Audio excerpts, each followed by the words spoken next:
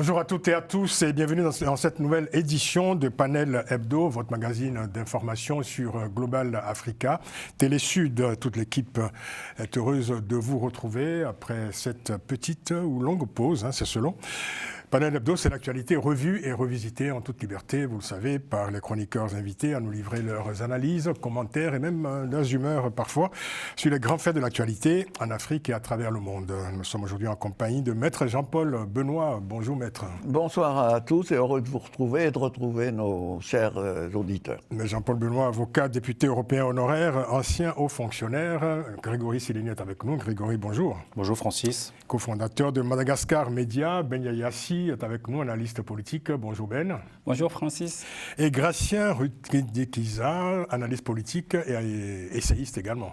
Merci d'être là. Bonjour Francis, bonjour à tous. Est-ce que je dois dire que vous êtes de retour des Grands Lacs? Vous étiez en voyage, vous avez certainement observé la situation dans cet endroit du monde, d'Afrique, pour nous. En tout cas, bon retour à... Merci. Merci beaucoup. Au sommet de cette édition, le conflit en cours à l'est de la République démocratique du Congo, justement. Et alors que l'offensive du M23 continue, nous parlerons dans cette édition du grand embarras de l'Union africaine face à ce conflit. Nous parlerons également du bouleversement géopolitique en Occident et dans le monde. Avec cette question, assiste-t-on à la fin de l'alliance traditionnelle entre les États-Unis et l'Europe? Réponse dans cette édition de Panel Hebdo. Et enfin, un coup de projecteur sur le Niger et les assises nationales qui se sont tenues à Niamey du 15 au 20 février. Analyse et commentaires dans cette édition. Voilà donc pour le sommet. Mais un mot quand même, puisque quand nous avons Ben Yayassi avec nous, nous ne pouvons pas nous passer évidemment de l'actualité sénégalaise. Un petit mot sur cette actualité où l'on a vu récemment la formation, l'émergence d'un nouveau front de l'opposition.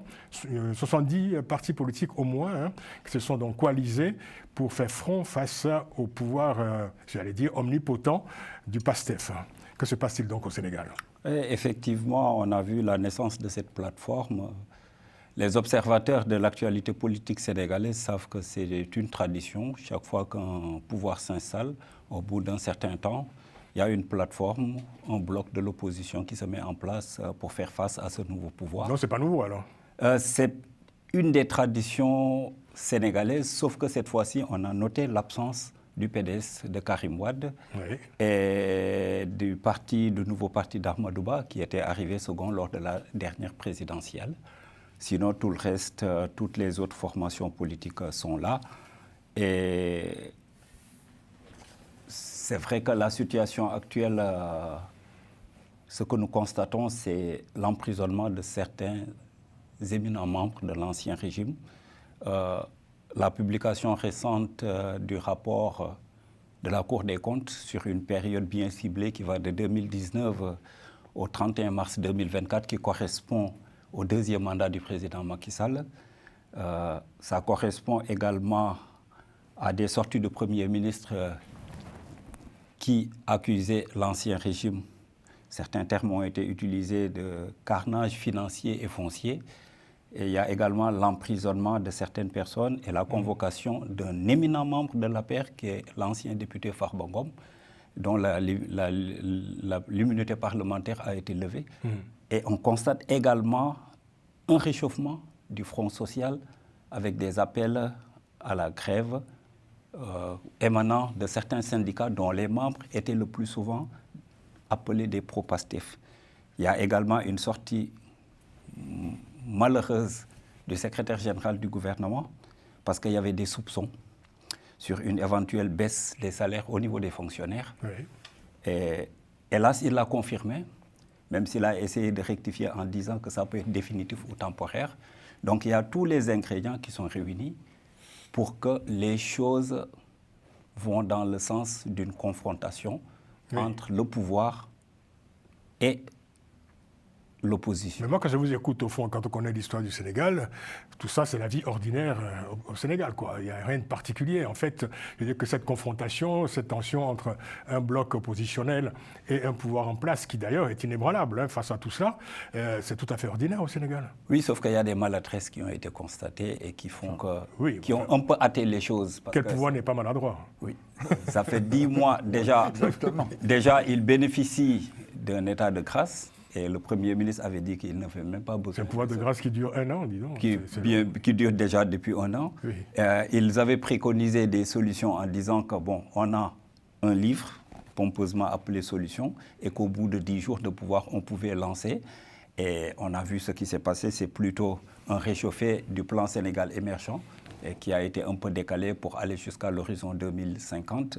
Actuellement, tout ce qui se fait, on parlera de la continuité de l'État, mais les réalisations, les inaugurations qui sont faites, c'est le fait de l'ancien régime.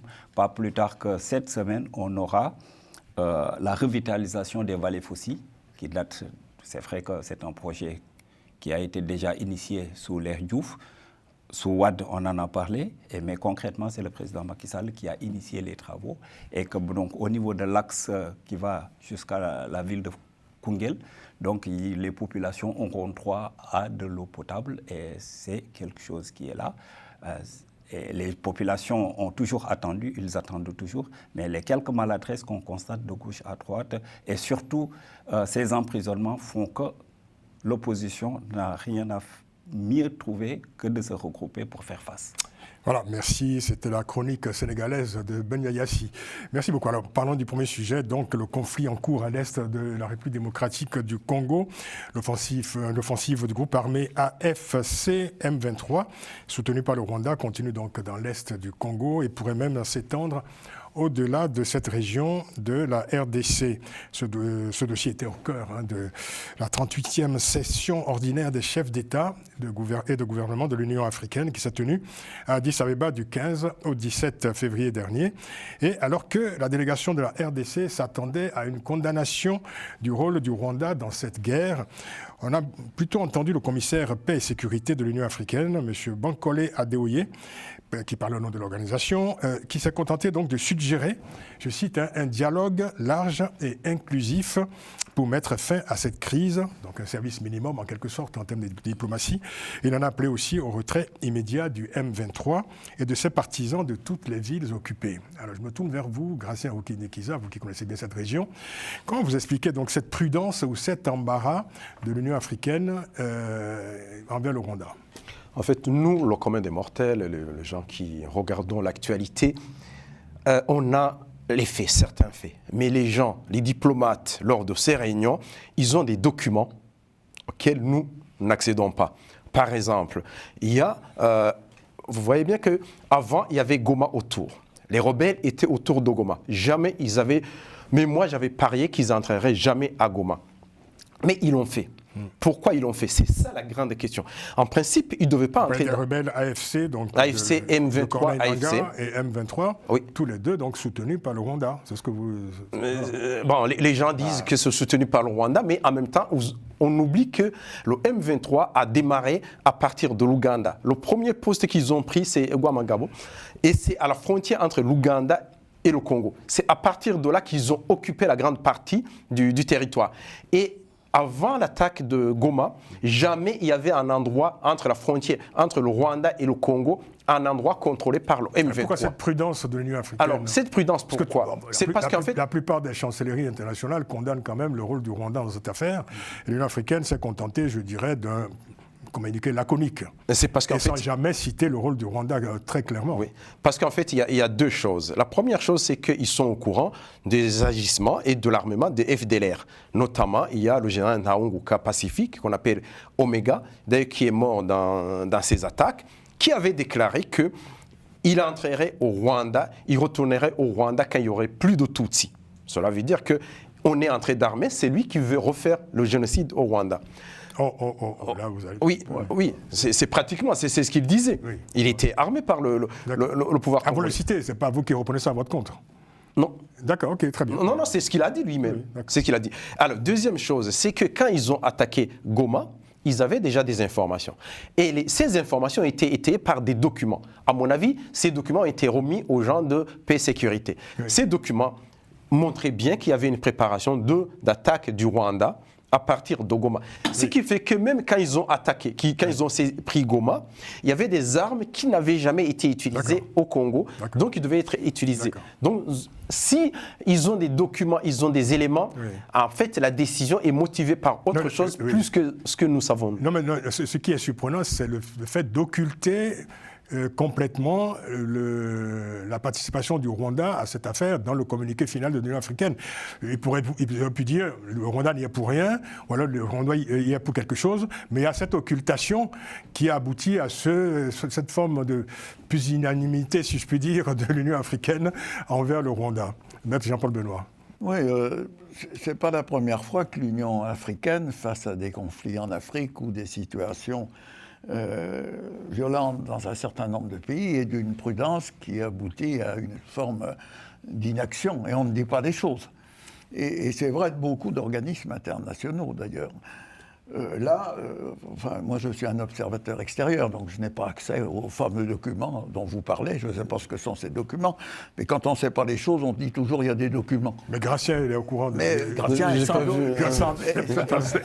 sans doute au courant.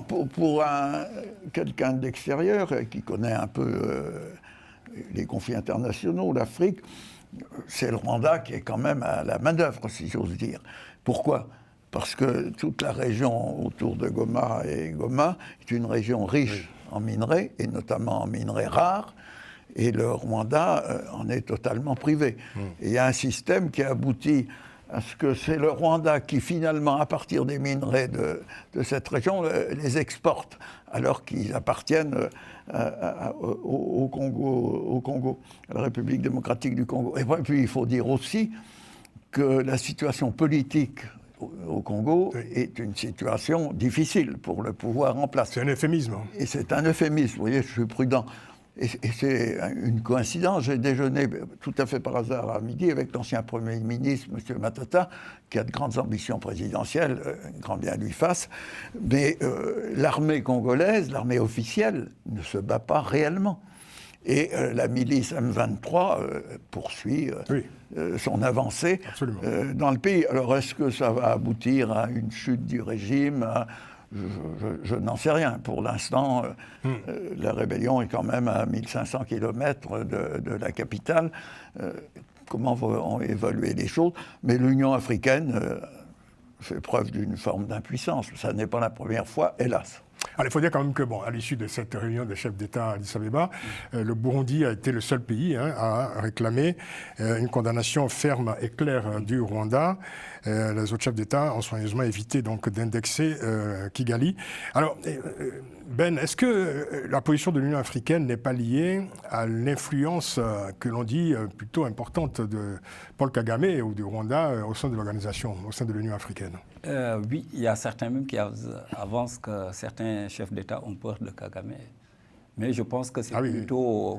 c'est des propos qui ont été avancés. Oui. Mais moi, je pense plutôt qu'en observant les choses, c'est plutôt l'efficacité de la diplomatie rwandaise au sein de l'Union africaine pour contrecarrer l'action diplomatique qui a été menée par la République démocratique du Congo à l'échelle internationale.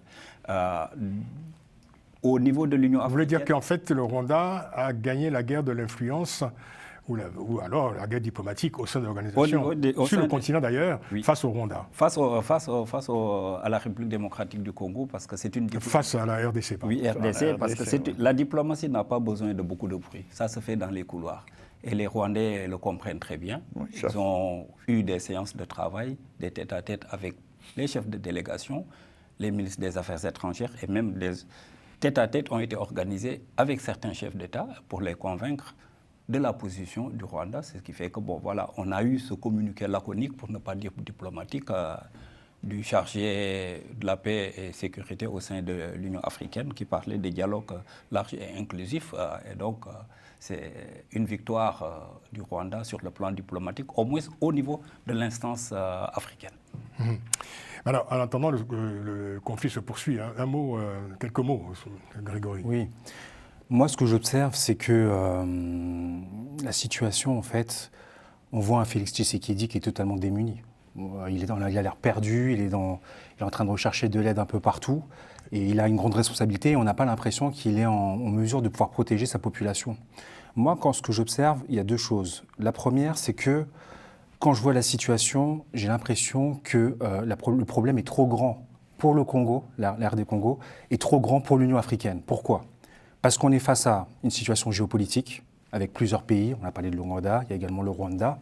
On a aussi le Burundi, bien évidemment. L'Ouganda. Exactement, donc qui est d'une très grande complexité et qui mêle beaucoup de populations sur le terrain.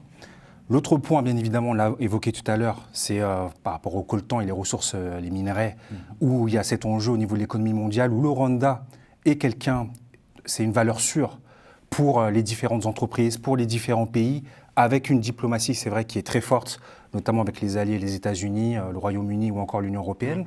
Et quand on voit tout ça, on a l'impression que la situation, elle est inextricable et que Félix Tshisekedi, en fait, n'a aucune solution. Parce qu'il refuse de discuter avec Paul Kagame, il refuse également de discuter à la table avec le M23, et il fait une diplomatie parallèle où on a vu la conférence épiscopale discuter justement avec le M23. Donc moi, je suis très très pessimiste sur l'issue de cette situation-là. Oui. Bien évidemment, l'RD Congo, c'est un pays immense et je ne pense pas que le M23 pourra aller, comme il dit, il a des velléités expansionnistes d'aller jusqu'à Kinshasa. Je pense que ça relève que du discours. Mais en tout cas, sur le terrain... Enfin, peut-être pas jusqu'à Kinshasa, parce que Kinshasa n'a jamais été, évidemment, la cible, c'était le discours d'un conflit. Mais le Lubumbashi, le Katanga est aujourd'hui visé. Hein, oui. Après, évidemment, l'Est du Congo. Bien sûr. Mais en tout cas, voilà.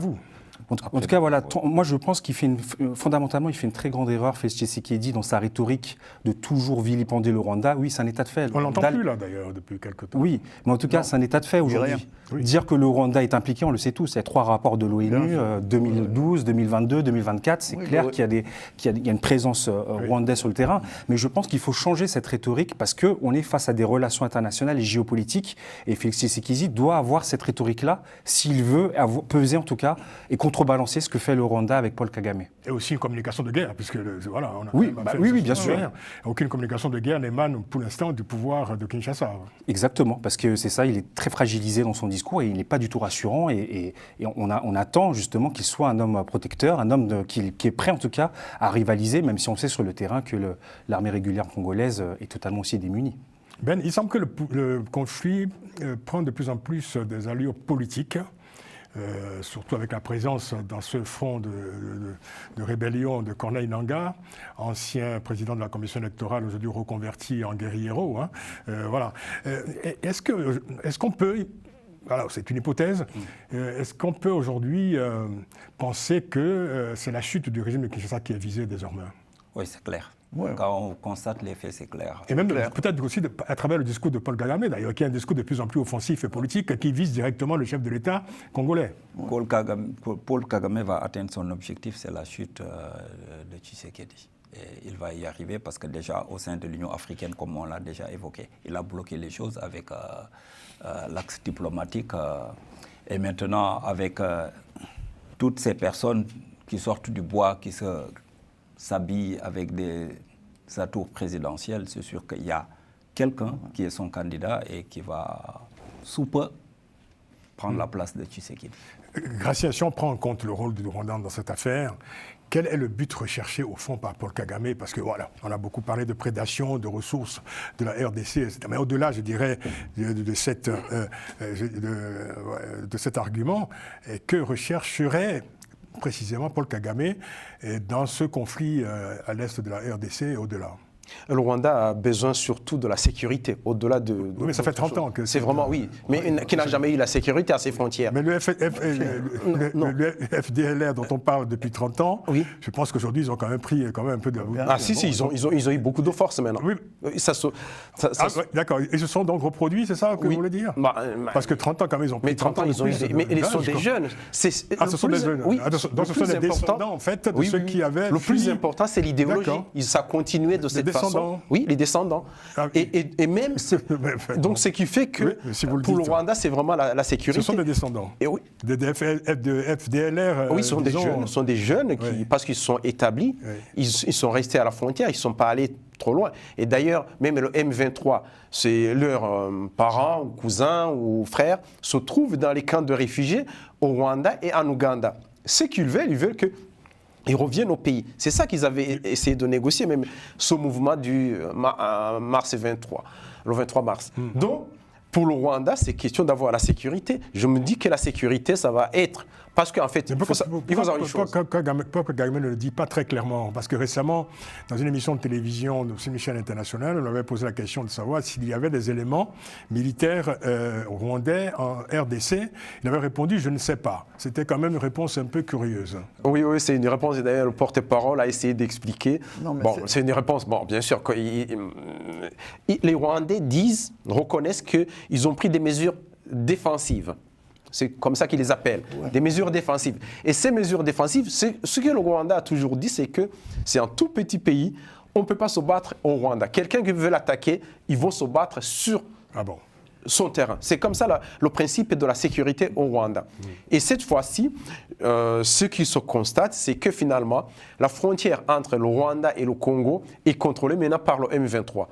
Je me dis que le M23 n'ira pas à Kinshasa renverser le pouvoir, mais certains généraux peuvent se dire finalement, au lieu d'avoir un affront, ils peuvent tenter un coup d'État et puis essayer de négocier directement avec le M23. Je pense que c'est le scénario qui peut arriver au Congo et au Burundi aussi. Mais le mouvement AFC de Corneille Nangaa peut se servir du M23 comme marchepied pour provoquer, enfin tenter en tout cas, je dirais, de provoquer un changement de régime à Kinshasa. Oui.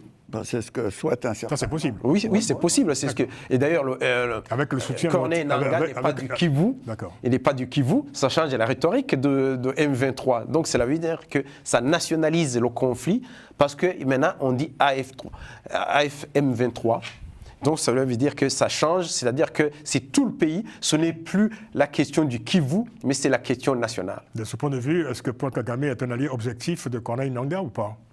Je ne sais pas, je sais pas du tout, je n'ai pas d'infos sur l'alliance. Mais il faut savoir que Corneille Nangaa était plus allié de l'Ouganda plus que du Rwanda. Parce que l'Ouganda était déjà au Congo. Il faut savoir que le Congo avait autorisé à l'armée burundaise d'entrer au Congo pour chasser le mouvement Red Tabara et avait autorisé l'Ouganda à entrer au Congo pour chasser les ADF, mais avait refusé à l'armée rwandaise pour entrer au Congo pour chasser les FDLR. Il y a eu un problème déjà à ce niveau. Maître Jean-Paul Benoît. Oui, je veux dire, l'appel à la sécurité, on cherche une sécurité, c'est une formule commode chaque fois qu'on veut faire une action un peu violente. Et ça va nous servir de transition. M. Poutine dit qu'il a envahi l'Ukraine pour des raisons de sécurité. Donc la sécurité, c'est commode. Et M. Kagame dit qu'il ne sait pas. Alors quand il a dit qu'il ne sait pas, ça veut dire qu'il sait très bien. Bah oui. Merci de la transition. Justement, on va parler du bouleversement géopolitique en Occident et dans le monde avec cette question. Est-ce qu'on assiste à la fin de l'alliance traditionnelle entre l'Europe et les États-Unis? Alors l'ancien Premier ministre français, Jean-Pierre Raffarin, l'a dit cette semaine, je le cite, « Aujourd'hui se pose la question de notre alliance avec les États-Unis ». Alors il faut dire qu'en quelques jours, le président américain Donald Trump a totalement renversé l'ordre jusqu'ici établi entre son pays et l'Europe. Et à travers ses propos, cette déclaration, ces déclarations de son vice-président James Vance ou encore de son chef de la diplomatie Marco Rubio, l'Europe n'est plus traitée comme une alliée, mais comme une vulgaire entité sommée de se prendre en charge et même accusée d'héberger des régimes antidémocratiques. Alors dans le même temps, la Russie bénéficie de tous les égards de la part de l'administration Trump sur fond de guerre en Ukraine. Alors Maître Jean-Paul Benoît, puisque c'est vous qui m'avez donc permis cette transition, est-ce qu'on assiste à un tournant décisif dans les relations entre les États-Unis et l'Europe et plus généralement dans les relations internationales? Alors d'un mot, moi je constate que pour une fois, ça ne veut pas dire que je l'approuve, un homme politique fait ce qu'il a dit dans sa campagne, il va même au-delà. Ah ben il va au-delà. Il va même au-delà. Alors quelle est la situation?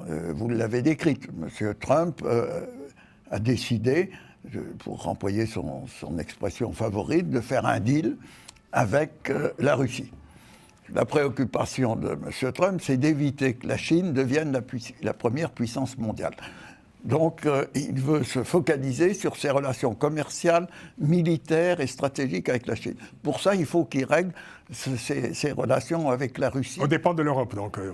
Alors, qu'il règle ses relations avec la Russie. Notamment. L'Europe est là, géographiquement. Ce conflit avec l'Ukraine est un conflit européen. On peut même reprendre la phrase de De Gaulle, de Dunkerque à l'Oural. À l'Oural. Donc, géographiquement, l'Europe est au cœur de ce problème. Mais l'Europe, ce n'est pas M. Trump qui a organisé la faiblesse de l'Europe. C'est l'Europe elle-même qui s'est enfermée depuis des années dans une espèce de renoncement à son rôle mondial stratégique. Et moi, j'ai écrit, alors je m'excuse de me citer, j'ai écrit il y a 3-4 ans un livre, qui était un livre d'entretien, et j'ai repris la formule. Rappelez-nous le titre. L'Europe, l'être ou le néant. Oui. Donc l'Europe est d'abord divisée sur toute une série de sujets, et on l'a vu à la fois à la fin de la conférence de Munich, on l'a vu aussi lors de la réunion, la première réunion à l'Élysée, où M. Scholz, avant même que la réunion soit terminée, a pris la parole pour dire je n'enverrai jamais de troupes, même des troupes de maintien de l'ordre, en Ukraine. Donc l'Europe montre ses divisions et son incapacité militaire et sa faiblesse militaire. Donc Trump a une vision extrêmement simpliste des choses. Pour lui, l'Europe est un partenaire qui doit maintenant assurer sa sécurité. Et M. Trump a une approche commerciale plus que politique des choses, veut se faire rembourser en accaparant un certain nombre de terres rares en Ukraine, les soi-disant 500 milliards que les États-Unis ont dépensés pour aider l'Ukraine, sauf que les États-Unis, quand ils prêtent de l'argent à un pays, le recyclent toujours pour qu'on achète des produits américains, ce qu'on a fait d'ailleurs au moment du plan Marshall. Donc c'est une redistribution des choses. Mais moi, une approche commerciale, mais pas seulement. Il y a quand même un fond idéologique dans tout ça. C'est pour ça que j'ai parlé de la Chine. Mais je dis deux choses pour en terminer. La démocratie américaine, elle vit, même si les démocrates sont absolument muets et sidérés. Il y aura des élections de mi-terme dans 2 ans. Donc là aussi, le Congrès peut retrouver un rôle. Et la présidence de M. Trump va durer 4 ans. Et au bout de 4 ans, il y a une nouvelle élection. Donc, le monde, la vie internationale, la vie politique est en changement. Il peut s'en passer beaucoup de choses en 4 ans. Et il peut se passer beaucoup de choses en 4 ans. Mais l'Europe veut jouer son rôle, c'est quand même un ensemble de 450 millions d'habitants, qui est riche, qui a des chercheurs, qui a produit, qui a des armées mais complètement dispersées, où l'Europe décide de disparaître et d'être un partenaire au gré des fluctuations, où elle veut jouer son rôle dans le monde. Est-ce pour autant la fin de l'OTAN ? Alors ça, c'est un autre sujet. Ah ben c'est lié. Bien sûr, c'est un autre sujet. C'est bien sûr lié, mais c'est un autre sujet. Oui. Que veut faire Trump véritablement de l'OTAN ? Moi, je n'ai pas la réponse. Il dit simplement les Européens doivent augmenter leur participation aux charges de l'OTAN. Et donc, 3% du PIB, maintenant il est à 5% d'ailleurs. Et c'est vrai aussi que si on veut peser, la vie internationale, et je dis une banalité, c'est un rapport de force. Ça n'est pas, et De Gaulle le disait sans arrêt, la vie internationale n'est pas une relation d'amitié, c'est un rapport de force et d'intérêt. Et Trump, voilà, il est là avec tous ses pouvoirs, son équipe constituée, beaucoup mieux constituée que c'est lors de son premier mandat, puisqu'il ne pensait pas... Oui, entouré d'idéologues. Et il ne pensait pas gagner contre... Cette fois-ci. Contre... non, il ne pensait pas gagner contre... La candidate démocrate de son premier mandat. Kamala. Hein? À Clinton. Oui, de Clinton. Donc, voilà. Alors, qu'est-ce qui peut se passer ? Tout peut se passer.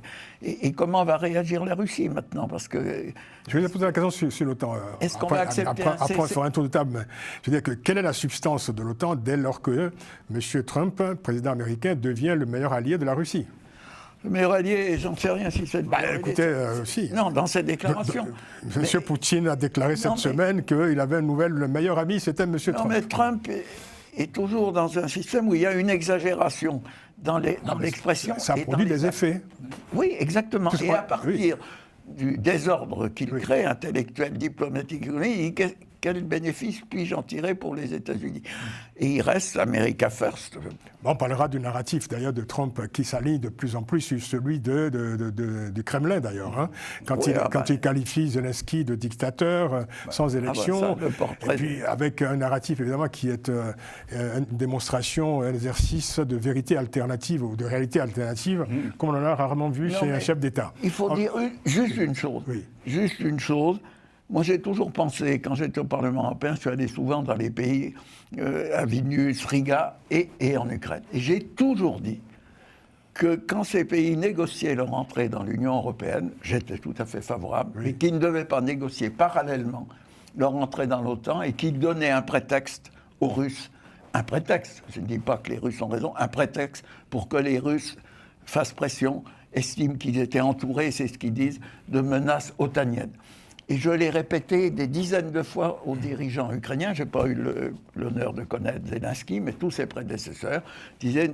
Alors, pas le prédécesseur qui était russophile, mais les autres, ne négociez pas votre entrée dans l'OTAN, vous donnez un prétexte à la Russie. Un prétexte, je dis bien le mot prétexte. De là à inverser la réalité en considérant que Zelensky qui est l'agresseur et non pas la victime d'une guerre impérialiste, c'est quand même, voilà, on en est là. Gratien. Ouais, en fait, les Européens, ils ont l'impression que les États-Unis, c'est l'oncle. Pratiquement, c'est comme si nous, les Africains, on avait considéré président Obama élu, voilà notre homme qui arrive au pouvoir. Mais finalement, on a déchanté parce que c'était un président des Américains. Et là, Trump, au-delà de l'idéologie, je pense que c'est presque un homme d'affaires. Il veut réaliser des économies. C'est un président des États-Unis. C'est un président des États-Unis. Il ne veut pas dépenser pour l'Europe. Il ne veut pas que l'Europe l'entraîne dans des conflits. Parce que Trump, finalement, n'aime pas les guerres. Il essaie d'éviter les guerres. Pour l'instant, il a du mal à faire la paix pour l'instant. Oui, mais je pense qu'il va y arriver. Je ne suis pas sûr que ces propos soient... Les Européens, à un certain moment, il y a des gens, des votants en guerre. Ce qui fait que c'est vraiment opposé. Ils n'ont pas les moyens pour faire la guerre. En même temps, ils veulent la guerre. Il faut savoir ce qu'on reproche aux Européens. On reproche aux Européens d'avoir été des pacifistes. Au contraire. Voilà, plutôt naïfs depuis la fin de la Deuxième Guerre. C'est pas qu'ils étaient naïfs. Et là, vous dites, ce sont des votants en guerre. Alors, oui, bien sûr, parce qu'ils sont allés, notamment les Anglais, ils sont allés voir les Ukrainiens en disant ne signez pas un accord. 5 jours après l'attaque, non, ne signez pas un accord. Il y avait une possibilité de... Les Européens n'étaient pas naïfs. Les Européens sont remis à la protection américaine.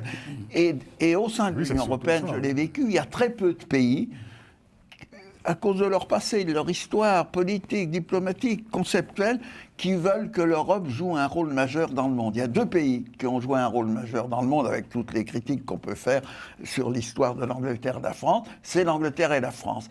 Et la France, d'une certaine manière, à travers l'Europe, veut ressusciter sa puissance passée. Et pourquoi? Elle a du mal. Hein. Quel est le partenaire? Le premier qui est venu à l'Élysée, c'est le Premier ministre britannique. Absolument. Et c'est avec ce Premier ministre britannique, je crois que M. Macron va se rendre à Washington. Peut-être avec le Premier ministre britannique. C'est ça. Ben? Oui, en fait, moi, je vois les choses autrement. C'est-à-dire, cette administration Trump, elle n'est pas aussi idiote que ça. Aussi? Elle n'est pas aussi idiote que ça. Personne l'a dit. Oui. Idiot. En fait... parce que les gens ont l'habitude de qualifier cette administration en pensant à Donald Trump qu'on considère comme un peu... Mais il y a une logique. Comme un peu quoi? Oui. Mais il y a une logique bien définie qui est là. Il y a une logique. Il y a un pragmatisme qui est là. Parce que tout ce que veut l'administration de Donald Trump, c'est d'avoir les coups des franches, comme le disait Maître Benoît, pour faire face à la Chine. Et en étudiant la situation au sein de l'Europe, depuis le début de la guerre, tout le monde savait que les troupes russes n'allaient jamais rentrer dans Kiev. Tout le monde le savait. On savait également que les troupes ukrainiennes n'allaient jamais rentrer dans Moscou. Non, ça, non, Moscou, non. Donc, qu'est-ce que fait l'administration Trump? On a une situation qui est là. On a besoin de résoudre le problème une bonne fois pour toutes. Il y a une logique, c'est cette logique qui est là. Et c'est pourquoi même ils ont négocié, ils ont lancé les choses en solo et sont partis en Arabie Saoudite. Oui. Et c'est Vous trouvez pas anodin. que c'est du pragmatisme, ça? C'est du pragmatisme parce que c'est pas anodin.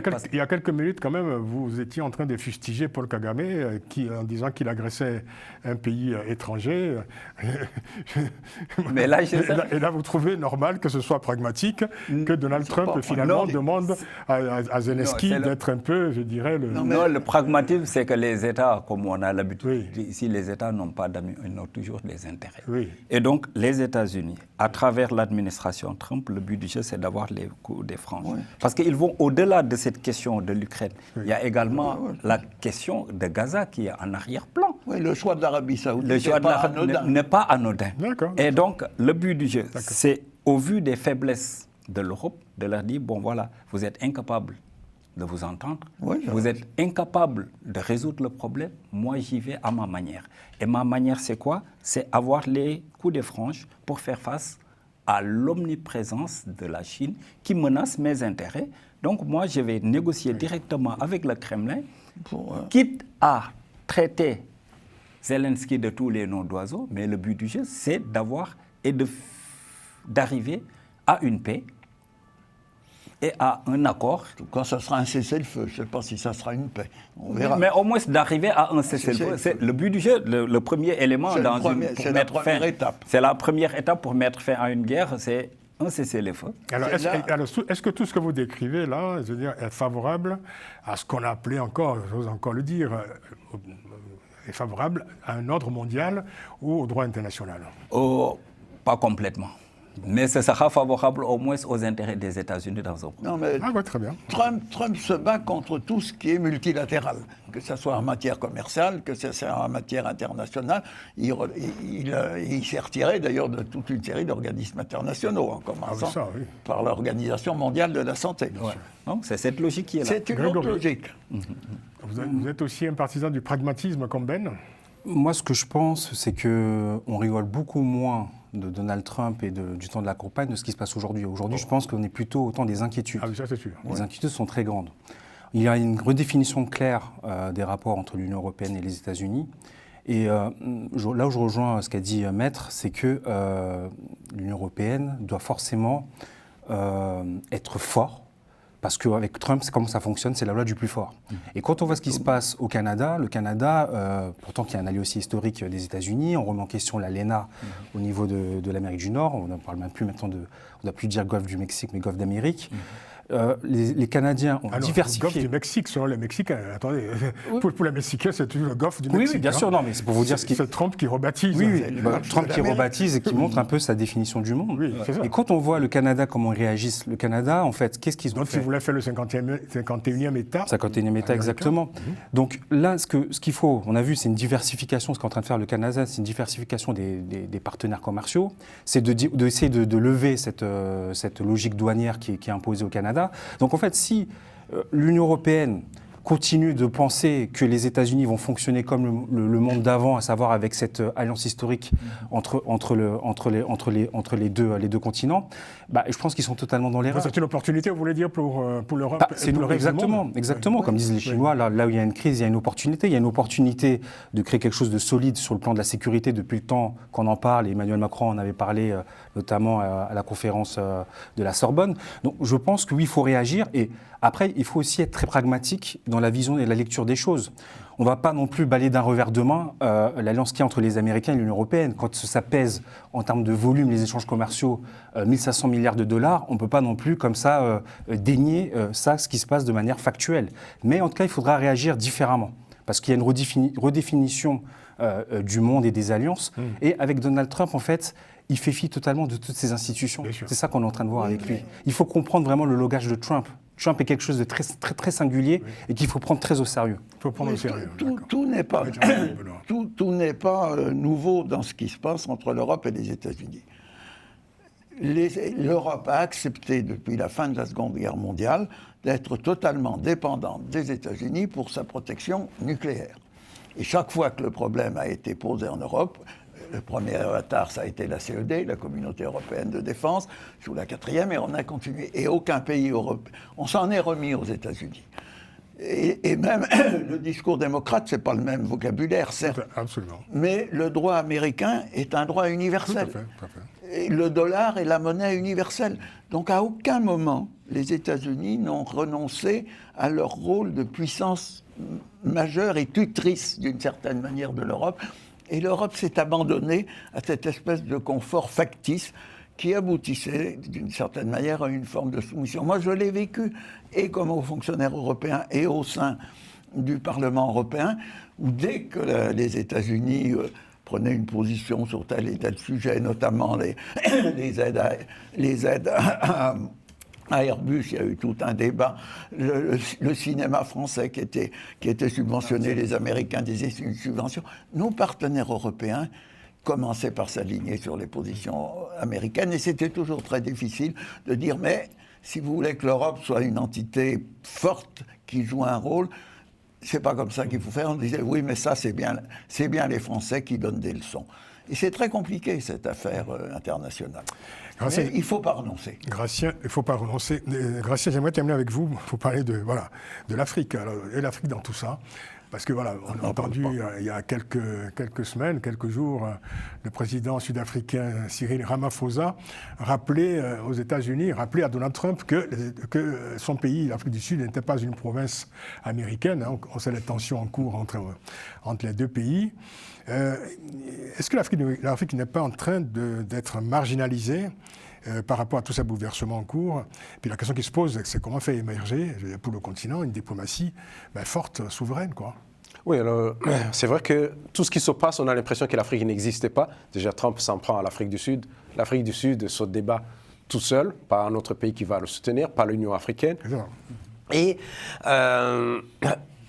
en fait, cela tout dépend de l'absence de force. L'Union africaine les Africains devaient avoir une certaine force diplomatique, essayer de régler d'abord leurs problèmes en interne et avoir une force pour se... Mais Jean-Paul Benoît est très sceptique. Bon, c'est une façon de se faire respecter. Tant que, par exemple, moindre problème, on fait appel à un autre pays hors de l'Afrique, eh bien, personne ne va respecter l'Afrique. Et ce qui se passe, l'enjeu de Trump, c'est... Trump, il négocie qu'avec les gens qui sont forts. Dès qu'il voit une certaine faiblesse, les gens vont commencer. Par exemple, là, il commence à l'Europe. À un certain moment, je me dis qu'il va s'attaquer à l'Afrique. Et il va dire, finalement, bon, et avec l'USAID, ça fait que, par exemple, en Afrique, dans beaucoup de pays, l'USAID finançait, par exemple, les médicaments de VIH. Oui, et donc, il arrête. Il va y avoir beaucoup de problèmes dans certains pays. Il va couper les aides. Il va couper, par exemple, il va mettre les droits de douane plus élevés pour certains pays. Et donc, les pays vont essayer de s'aligner un à un. Donc, il n'y aura pas une force pour se représenter. Et éventuellement, les Africains ne vont pas se retourner vers certains amis, les nouveaux amis. Par exemple, les Chinois, ils vont essayer de faire l'équilibre. Parce qu'en certain moment, les Chinois... Mais on nous parle des Européens. Les Européens, ils ne font rien. Les Américains, finalement, ne font rien. On nous dit les Chinois, il ne faut pas aller vers les Chinois. Mais les Chinois nous ont aidés dès le départ. Mais donc... Du fait, on doit se retourner. La Chine se développe. Il y a l'influence russe aussi en Afrique. Il y a l'influence russe, oui. Il y a les Turcs, il y a beaucoup de gens. Maintenant, c'est multilatéral. Donc, on doit essayer de diversifier. Les Turcs sont soi-disant dans l'OTAN. Mais où Trump peut avoir... Alors, il faut conclure. Oui, où Trump peut avoir des surprises, c'est qu'à force d'augmenter les droits de douane, s'il y a une réciprocité, ça va renchérir les produits américains pour la consommation américaine, relancer l'inflation, et ça peut poser des problèmes aux citoyens américains. Grégory, c'est pas si petit mot, quelques secondes. Juste pour dire, en fait, ce qui surprend le plus, c'est pas la logique d'intérêt qu'a Donald Trump. Tous les pays ont des logiques d'intérêt. Ce qui surprend le plus, c'est le fait que les États-Unis n'assurent plus le rôle de gendarme du monde. C'est ce qu'on attend de la première puissance mondiale. C'est pas sûr que ce soit le terme. Si, un gendarme pour assurer la paix, une logique de paix, en tout cas une logique qui crée un cadre commun à tous les pays. Aujourd'hui, on voit que ça crée quand même une... Ça, depuis la guerre du Golfe, la deuxième guerre du Golfe, déjà, la question se pose. Hein. Mais là, on est dans un bouleversement total. On est dans un bouleversement. Absolument. Cette fois-ci, effectivement, c'est comme vous disiez, c'est du sérieux. Un dernier mot, c'est juste par rapport à l'Afrique. On a vu récemment au Sénégal le Premier ministre se plaindre de cette aide américaine que l'administration Trump envisage de supprimer, qui est 136 milliards de francs CFA. Mais je pense que la suppression de cette dette pourrait être une chance pour l'Afrique pour se développer et trouver d'autres mécanismes pour faire face à cette situation. On verra. Troisième et dernier sujet de cette édition, cap sur le Niger, avec les assises nationales qui sont déroulées cette semaine, du 15 au 20 février, à Niamey. Alors, ces concertations nationales interviennent plusieurs mois après le coup d'État du 26 juillet 2023. Et selon le chef de la junte, le général Abdourahmane Tiani, je le cite, l'organisation de ces assises ont été retardées parce que le Niger fait face à l'animosité de certaines puissances occidentales et leurs complices africains. Fin de citation. Alors, parmi les conclusions de ces assises, la plus attendue était la durée de la transition qui devait être fixée. Et le délégué à ces assises propose, je cite de nouveau ces délégués, ce communiqué, une durée minimale de 5 ans renouvelable, pouvant évoluer en fonction de la situation politico-sécuritaire de notre pays, du cahier de charge de la refondation et de l'agenda de la Confédération des États du Sahel, avec la possibilité pour les dirigeants des organes de la refondation de se présenter aux futures élections. Ben, dites-moi, autant dire que les auteurs du coup d'État de juillet 2023 ne sont pas prêts à se retirer des affaires. On dirait que c'est une transition qui va s'éterniser. Parce que là, avec tous les termes... Minimum 5 ans renouvelables. Oui, déjà... C'est un mandat. C'est un mandat qui va tirer jusqu'à l'infini. Oui. Et c'est bien dommage pour l'Afrique, c'est bien dommage pour ces pays, parce que on pensait qu'avec les critiques qui ont été formulées sur les anciens régimes, si on pense d'une transition... Le but du jeu, c'est de transmettre le pouvoir aux civils, qu'on aille le plus rapidement possible vers des élections bien organisées et que la population décide des personnes, bien de groupes de personnes qui vont les diriger, mais se retrouver avec des militaires alors que la question sécuritaire est encore là. On a plus besoin des militaires au niveau des frontières pour combattre l'insécurité, pour garantir... l'intégrité territoriale que plutôt dans les palais climatisés à faire un jeu politicien. Il faut dire que la commission des assises a proposé également la dissolution de tous les partis politiques du pays et puis l'amnistie et l'éligibilité pour les militaires auteurs du coup d'État de juillet 2023. Gratien. Oui, en fait, la réalité, c'est les gens qui représentaient qui étaient dans ces assises, parce qu'on a l'impression que c'est... Là, c'est la commission qui était chargée d'organiser, donc qui fait un communiqué final. Oui, fait ces propositions, oui. qui sont certainement retenues d'ailleurs par les responsables ils ont fait, par le pouvoir politique. Sous la dictée. Mais en réalité, en fait, ce qui se passe dans ces pays, au lieu de faire, au Niger, au lieu de faire ce genre de délai, de supprimer, disons, de supprimer le régime des partis politiques, autant continuer avec la démocratie que les militaires s'impliquent. Par exemple, le président, il peut démissionner de l'armée, devenir un civil et puis se faire élire. Si vraiment il méritait d'être élu, il peut se faire élire. Rien n'empêche un ancien militaire de se faire élire, mais en réalité de rentrer dans la démocratie. Mais le problème, déjà, il est tenu par cette organisation de l'AES. Il ne peut pas sortir tout seul. Il y a les trois. Les trois vont avoir les mêmes mandats, la même durée, jusqu'à ce qu'ils décident eux-mêmes de démocratiser. Ça va être une sorte de confédération. C'est vraiment un problème. Ils se sont liés, ils se sont attachés eux-mêmes et je vois mal comment ils vont sortir de... Ça veut dire que l'AES, c'est la coagulation des régimes militaires. Oui. D'accord. Les trois régimes, en tout cas. Les trois régimes, hein. Maître Jean-Paul Benoît. Oui, moi, je vais être très, très, très net sur ce sujet. J'ai toujours pensé que ces coups d'État militaires, non seulement ne réglaient pas les problèmes, mais les aggravaient. Et on le constate dans tous les pays qui ont été victimes de ces attentats militaires, de ces régimes militaires. Si ça n'était pas des sujets graves, ça serait un sketch.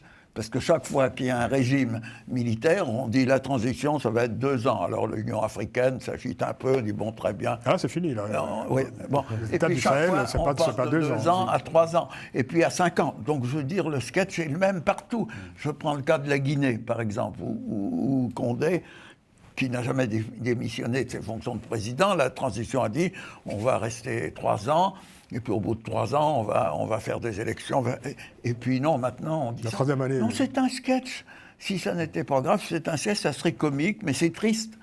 Et moi, je ne suis pas dupe de toutes ces délibérations, parce que là, au moins, il est clair. C'est 5 ans plus 5 ans et on dissout les partis politiques. Renouvelable. Là, au moins, c'est clair. Ah, ça. Mais justement, sur la forme justement, de ces concertations, parce qu'on a pu voir également ce même scénario, ces grandes réunions, on a vu ça dans d'autres pays où il y a des coups d'État. C'est comme une figure imposée. Quand il y a un coup d'État, on fait des assises nationales ou des concertations nationales. Ce qu'il faut dire, c'est que les voix, disons, dissonantes, les voix discordantes ne sont pas admises dans ce genre de réunions. Ce sont des débats, finalement, où ne sont admis que ceux qui sont d'accord sur tout. Exact. Oui, les régimes, en fait, utilisent et instrumentalisent ces assises pour acheter du crédit et faire croire qu'il y a un soutien de la population, parce que là, on est vu exactement dans la même situation qu'on s'est retrouvé au Mali et au Burkina Faso. Donc, on a soi-disant une représentation de la population avec notamment un sorte de panel qui est concocté par le pouvoir. Mais c'est totalement une mascarade, surtout quand on voit après pour dire qu'à la fin, 3 ans n'est pas suffisant face à la situation, mais c'est totalement rocambolesque. En fait, on pourrait même se poser la question, finalement, officiellement, les États de l'AES ont quitté la CEDEAO. Pourquoi encore se conformer à ce circuit-là de passer par des assises, mais pas tout de suite imposer leur idéologie qui est claire, qui est une idéologie assez autoritaire et qui n'a pas besoin de se constituer, en tout cas de se faire valoir par un soutien de la population. Parce que de toute façon, ils vont imposer leurs idées. On sait quelle sera la finalité dans cette situation. Il n'y a pas de débat. Ça va vous intéresser, Ben, ça. Alors, c'est un extrait du communiqué de la commission chargée d'organiser ces consultations nationales. Alors, selon cette commission, la transition doit s'inscrire, je cite, dans une période suffisamment longue pour permettre une refondation solide, assurant ainsi les bases d'une véritable indépendance et d'une souveraineté totale dans tous les domaines économiques, politiques, social et culturels. Fin de citation. Alors, quand on voit ça, on se dit, finalement, c'est comme si rien n'avait existé avant au Niger, quoi. Parce que la refondation, évidemment, c'est une histoire... Il faudrait faire une sorte de dictionnaire des transitions. Comme ça, on a un dictionnaire, on prend les mots. C'est bien malheureux pour le peuple nigérien parce que... c'est triste. C'est bien triste parce que vous vous souvenez, la fin des années 80, avec le sommet de la Baule, il y avait eu cette fameuse phrase de Mitterrand, donc... sans démocratie, plus d'aide au développement. C'était la période des conférences nationales. On a vu ce que ça a donné. Et ces conférences nationales, j'avais commencé à faire une étude là-dessus pour faire des comparaisons. Ces conférences nationales n'ont jamais eu d'incidence économique sur les populations. Cela dit, les conférences nationales, la première en tout cas du genre qui a eu lieu au Bénin, s'est tenue bien avant la conférence de la Baule. Oui. Il faut le préciser. Oui. Non, moi je parle de l'extrêmement des conférences nationales. On dit souvent que la conférence de la Baule, le discours de la Baule, a été, je dirais, le moteur, en tout cas le déclencheur des processus de démocratisation. Ce n'est pas vrai. La preuve, à Sao Tomé et Principe, au Bénin notamment, effectivement, le processus avait bien commencé bien avant le discours de la Baule. Ouais. Il faut le préciser. Oui, effectivement, c'est une précision qui a son pesant d'or, sauf que les résultats escomptés n'ont jamais été là. Et c'est bien dommage qu'on nous veuille faire croire que le Niger vient de renaître avec ce communiqué de ce jour, ce qui est complètement faux. Et on sent derrière ce communiqué, ça ne va pas dans l'intérêt de la population, mais c'est des gens qui sont là, qui veulent s'éterniser et qui utilisent ces textes, qui utilisent ces mécanismes pour réconforter ou bien pour se donner une certaine légitimité qui, en réalité, ils n'en ont pas. Non, mais merci. C'est un modèle du genre. Merci. Il dépasse tout. Merci à vous. Merci de votre présence tout à fait instructive. Merci Grégory Sédeni d'être venu. Merci Ben Yayassi. Merci Gracien Rukidin-Kidza.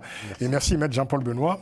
Merci d'être là. Et puis bon, de toute façon, vous êtes ici comme chez vous et on vous retrouve très prochainement sur ce plateau les uns les autres. L'émission a été réalisée comme chaque semaine par Romain Clicquot-Demenque. Merci à lui. Et rendez-vous la semaine prochaine pour une nouvelle édition de Panel Hebdo. D'ici là, prenez grand soin de vous. À très vite.